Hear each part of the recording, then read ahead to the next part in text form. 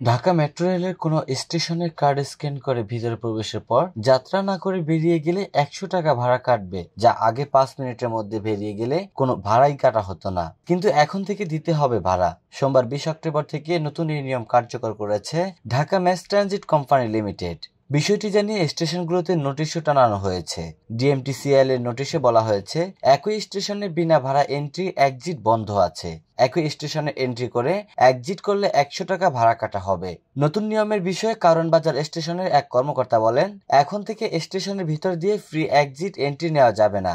গতকাল থেকে এই নিয়ম কার্যকর হয়েছে। তবে ডিএমটিসিএল এর ব্যবস্থাপনা পরিচালক ফারুক আহমেদ জানান, তিনি নতুন নিয়মের বিষয়ে অবগত নন। বর্তমানে মেট্রো রেলের নিরাপত্তা ব্যবস্থা জোরদারের কাজ চলছে বলেও জানান তিনি। এই নতুন নিয়মে অনেক যাত্রী ক্ষোভ প্রকাশ করেছেন। ঢাকা মেট্রো রেল হেল্পলাইন নামের ফেসবুক গ্রুপে এ সংক্রান্ত একটি পোস্টে 3000-এর বেশি মানুষ প্রতিক্রিয়া জানিয়েছেন।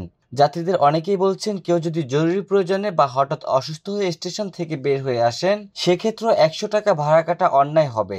তাদের দাবি, ভাড়া ফাঁকি ঠেকাতে ন্যূনতম ভাড়া কাটা যেতে পারে, কিন্তু সবার ক্ষেত্রে সমানভাবে 100 টাকা কাটা অযৌক্তিক সিদ্ধান্ত।